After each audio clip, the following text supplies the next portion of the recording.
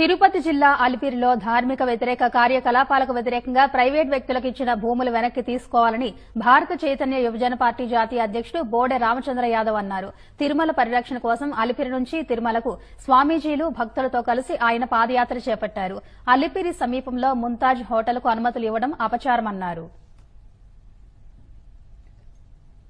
స్వామివారి పాదాల చెంత ఉన్న అలిపిరికి సంబంధించి భూములు ఏవైతే ఉన్నాయో ఈ భూములను జీవో నంబర్ 24 ద్వారా ముంతాజ్ హోటల్ అనే ఒక వ్యాపార సంస్థకు స్వామివారి పాదాల చెంత ఉన్న భూమిని అప్పచెప్పి ప్రభుత్వం తీసుకున్న నిర్ణయాన్ని వెంటనే రద్దు చేయాలని చెప్పి డిమాండ్ చేస్తున్నాము.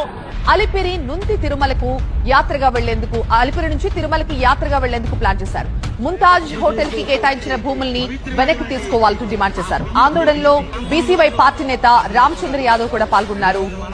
అలిపిరి భూములని స్టార్ హోటల్స్ అలాగే ప్రైవేట్ వ్యక్తులకి అప్పగించొద్దంటున్నారు బీసీవై పార్టీ నేత రామచంద్ర యాదవ్. ముంతాజ్ హోటల్ కు భూములిచ్చేందుకు తీసుకొచ్చిన జియో నెంబర్ 24ని రద్దు చేయాలంటూ ఆయన డిమాండ్ చేశారు.